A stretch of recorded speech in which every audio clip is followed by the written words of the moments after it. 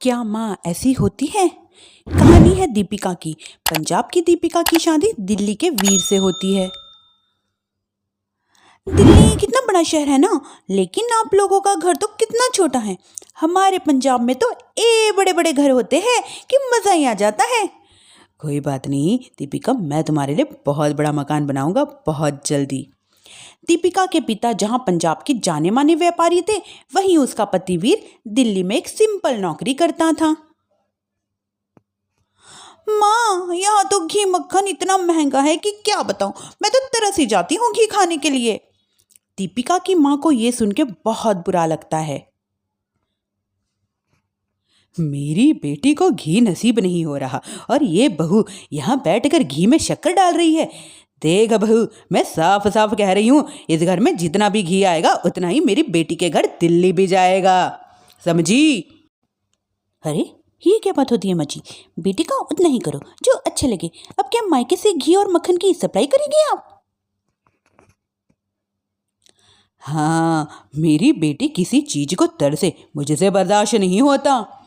अब क्या था, दीपिका के मायके में 2 किलो घी आता तो 2 किलो दिल्ली जाता दीपिका के पास एक दिन। माँ, बड़ी गर्मी पड़ रही है दिल्ली में। इस घर में तो एक ही एसी है और वो भी ड्राइंग रूम में। सारा परिवार एक ही कमरे में सोता है। हाँ बेटा, वो तो हर घर की कहानी है। यहाँ भी एक ही एसी है, बिल इतना आता है कि क्या बताऊँ। तभी वहाँ अथर्व आ जाता है। माँ, थोड़ी देर में यहाँ कुछ इलेक्ट्रिशियन आने वाले हैं, मेरे कमरे में एसी लगाने, जरा ध्यान से लगवा देना माँ। ओए, ऐसे कैसे तेरे कमरे में एसी लगेगा? हाँ हाँ अथर्व, एक बार बात तो कर लेता हमसे। अरे पापा, वो एकांशी को गर्मी में नींद नहीं आती।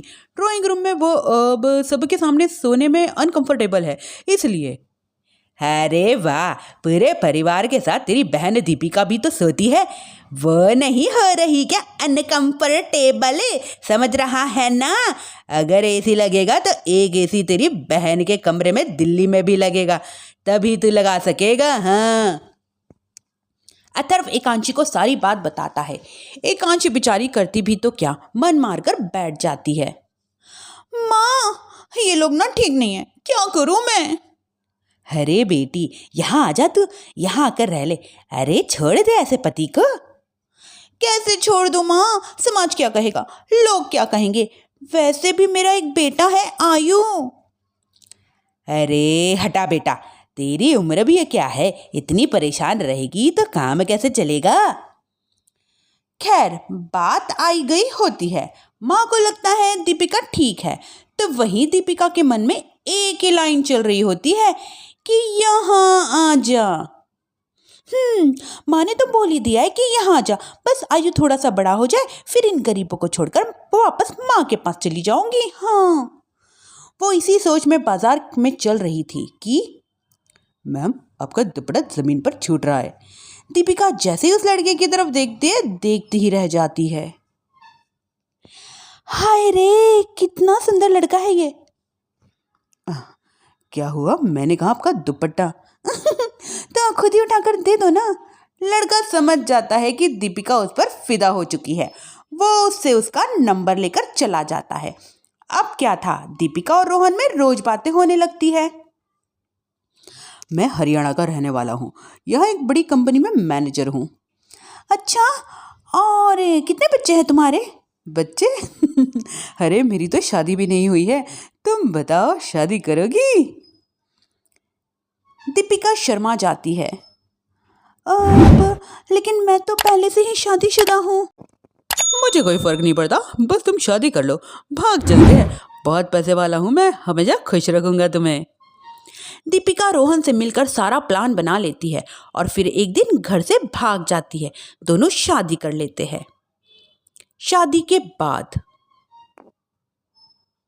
क्या बात है दीपिका, तुम्हें परेशान सा देखता हूँ, सब ठीक तो है ना? हाँ सब ठीक है।